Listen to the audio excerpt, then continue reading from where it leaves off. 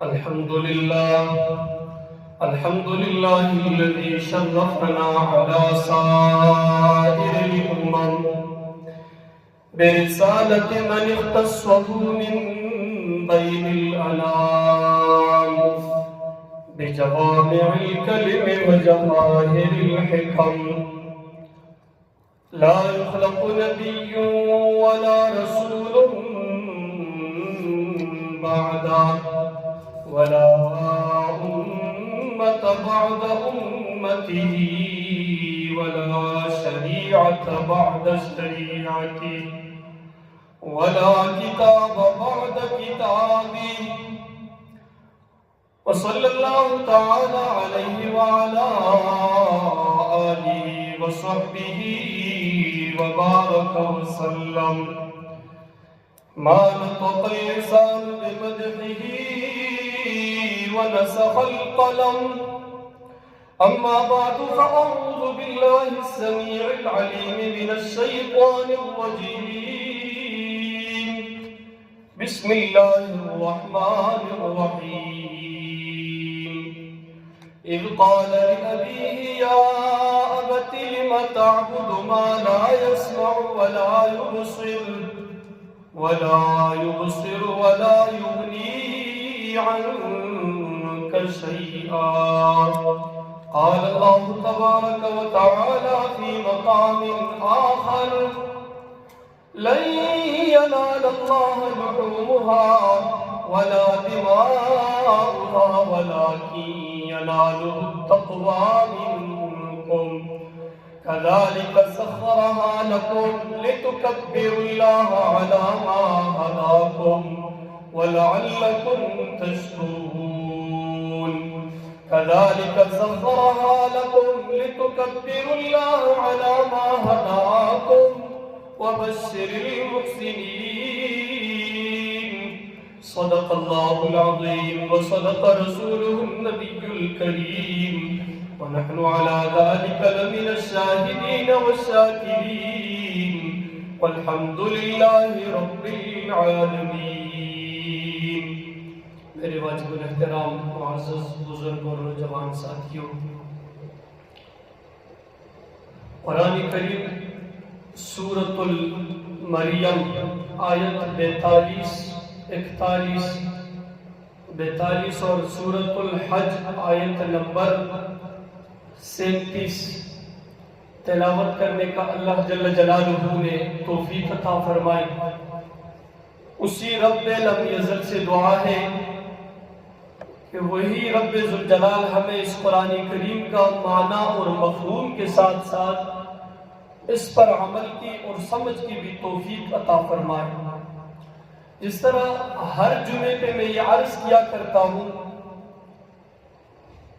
سب سے پہلے میری عادت یہ ہوتی ہے کہ قرآن کریم کا آیت جہاں وہیں پر بات پوری ہو جائے تو میں پھر اتنے ہی وقت کے اندر قرآن کریم سے ہی بات کو مکمل کرنے کی کوشش کرتا ہوں. تو مجھ سے نہ ہو سکے تو پھر میں آگے حدیث پہ روشنی ڈالنے کی کوشش بھی کرتا ہوں، اور ہر عالم کا یہی طریقہ کار ہوتا ہے، یہی اصول ہوتا ہے. تو یہ قرآن کریم کی یہ 2 آیتیں جو میں نے تلاوت کی، ان 2 آیتوں سے ہمیں کیا پیغام ملتا ہے، کیا سبق ملتا ہے؟ ان 2 آیتوں میں ہمیں 4 پیغامات ملتے ہیں، 4 سبق ملتے ہیں اور 4 چیزوں پہ رد.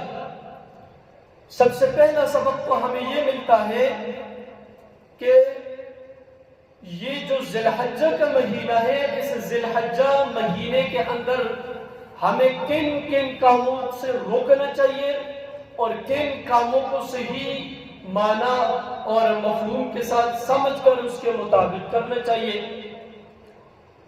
تو سب سے پہلا سبق ہمیں یہ ملتا ہے کہ عقیدہ شرک سے پاک ہو، کیونکہ اسی مہینے کے اندر جد الانبیاء ابراہیم علیہ السلام جب توحید کا آواز بلند کرتے ہیں، وہی ابراہیم علیہ السلام پر پھر مختلف قسم کی آزمائشیں بھی آتی ہیں.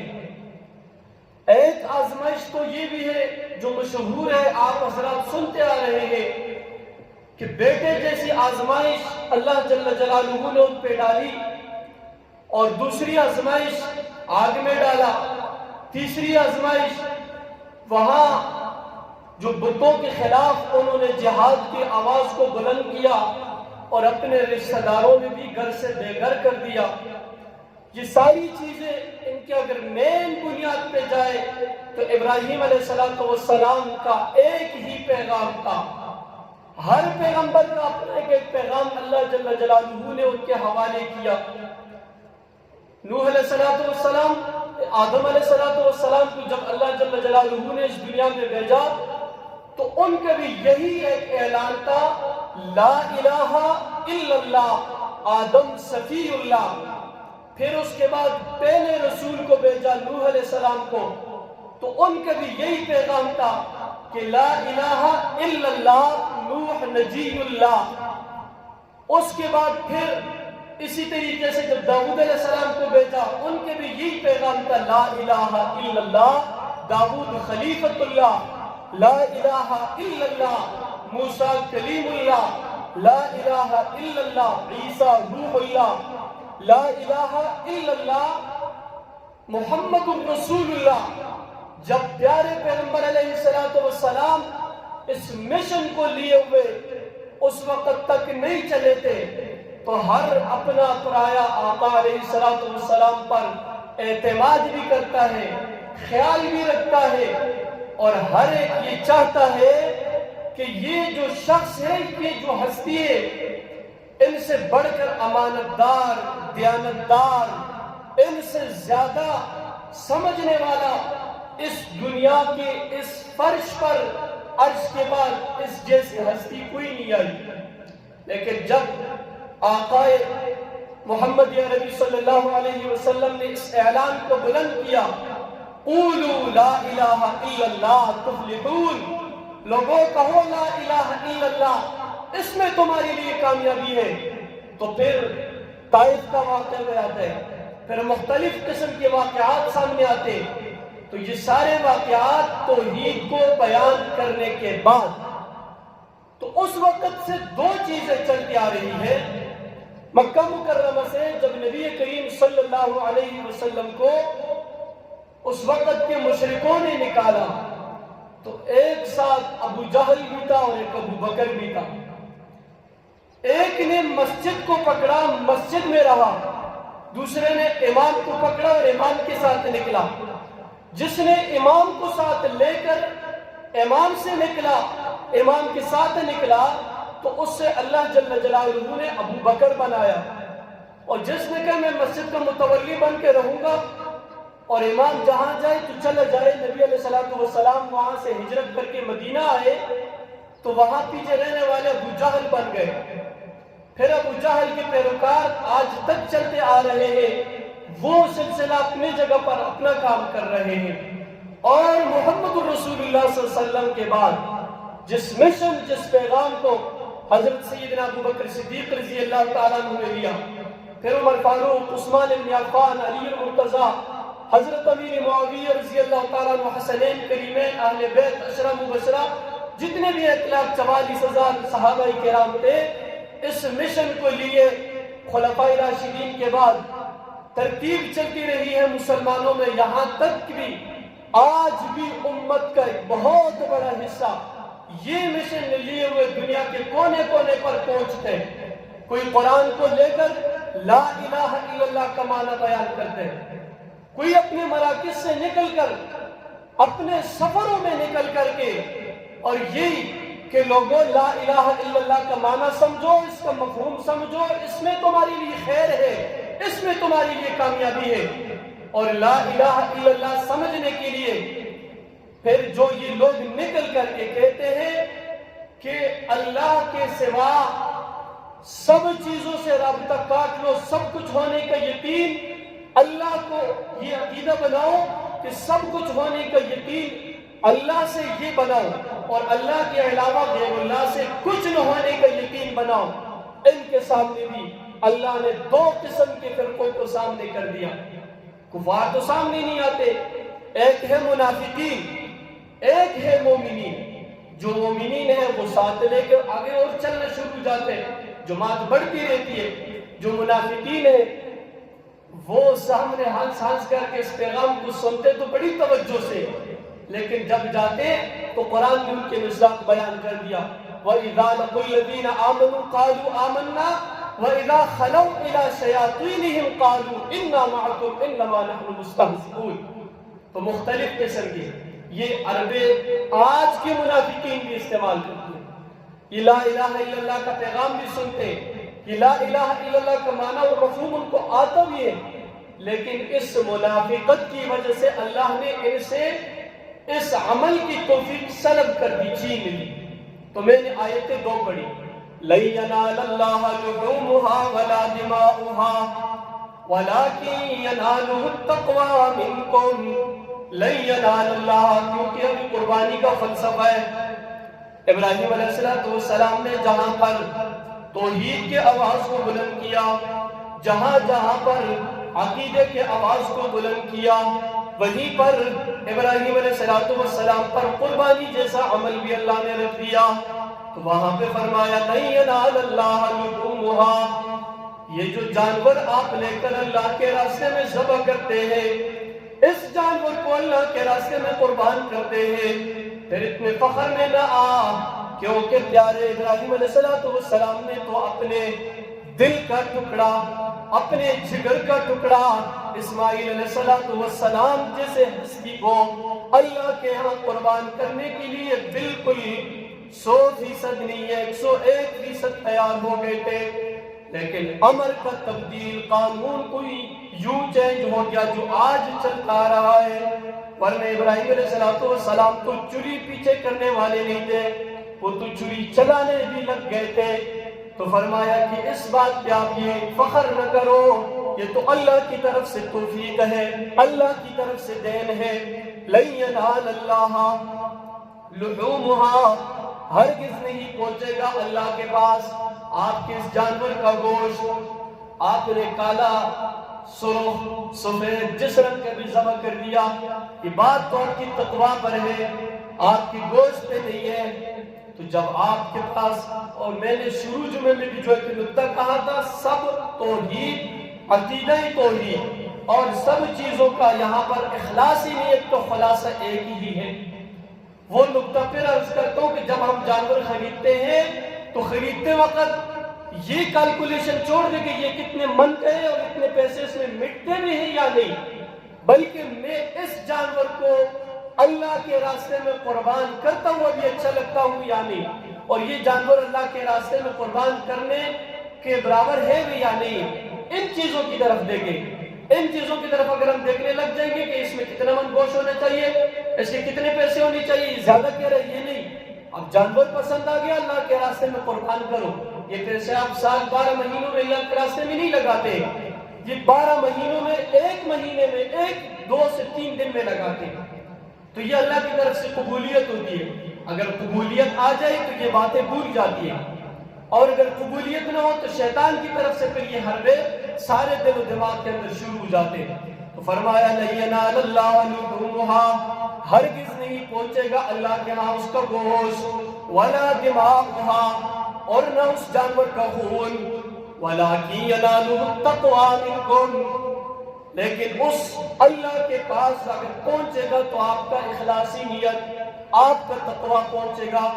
آپ کے تقویٰ کا معیار کیا ہے، آپ کی اخلاصی نیت کا معیار کیا ہے؟ كَذَلِكَ سَخَّرَهَا، اسی طرح مسخر کر دیا اس کو، لَكُمْ، تمہاری لیے، لِتُكَبِّرُوا اللَّهَ عَلَىٰ مَا هَدَاكُمْ۔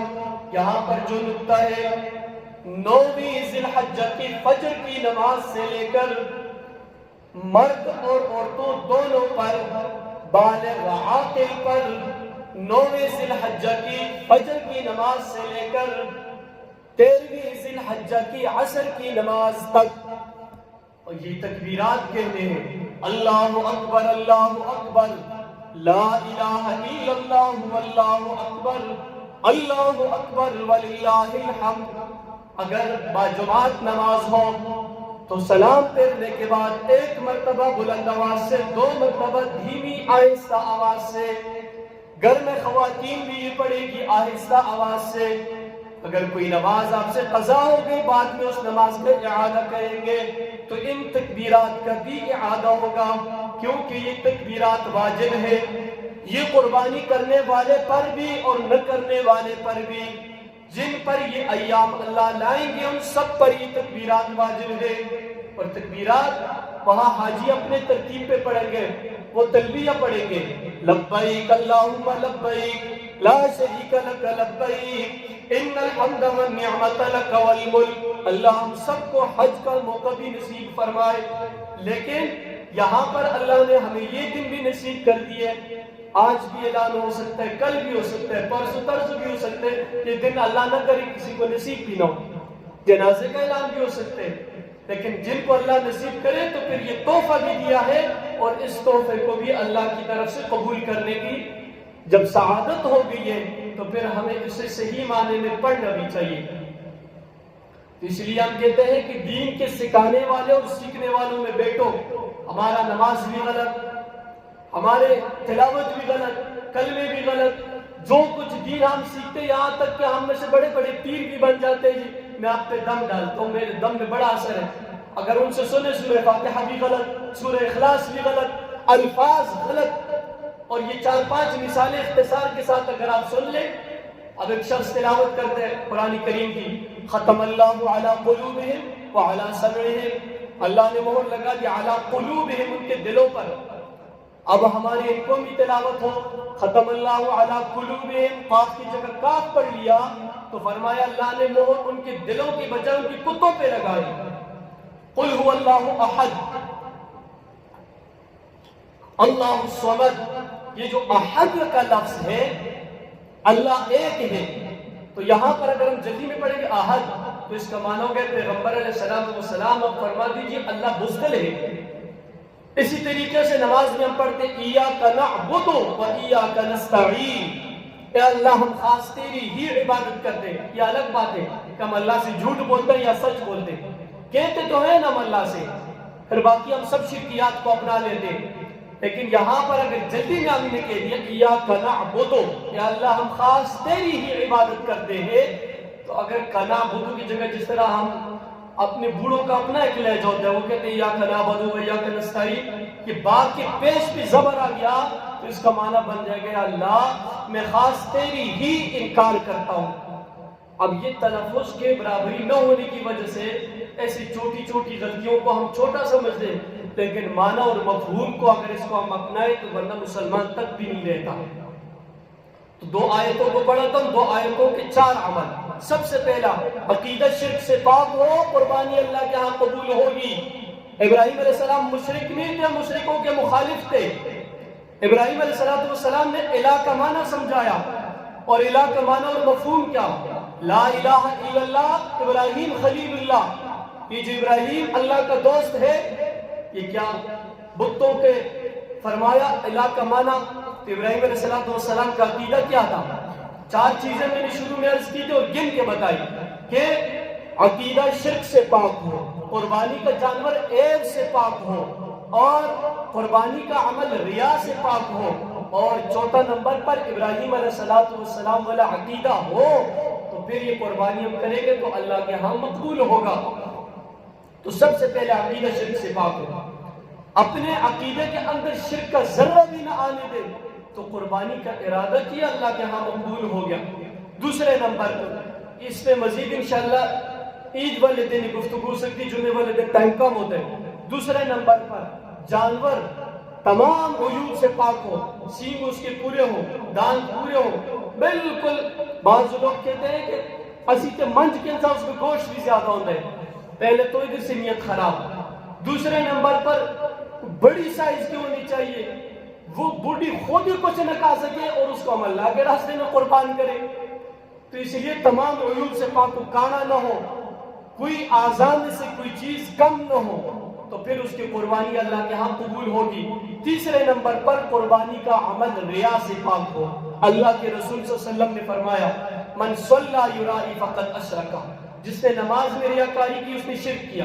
من صام یرائی فقد اشرک، جس نے روزہ رکھ کے ریا کیا، لوگوں کے سامنے دکھلاوا کیا، اس نے بھی شرک کیا۔ من تصدق یرائی فقد اشرکا، جس نے صدقے میں بھی ریاکاری کی فرمایا فقد اشرکا، اس نے بھی شرک کیا۔ اور یہ شرک کیا چیز ہے؟ یہ ہم دیتے ہوئے کہتے ہو کہ یہ کام میں نے کیا نا، میں نے نماز پڑھی، میں نے روزہ رکھا، میں نے کوئی صدقہ دیا، میں نے یہ کیا، اب میں نے یہ کام کیا، اب اس کی وجہ سے میری یہ مشکل دور ہو جائے گی، میری یہ حاجت پوری ہو جائے گی، یہ شرک ہے۔ اور یہ ہم عمومی طور پہ کرتے آتے ہیں۔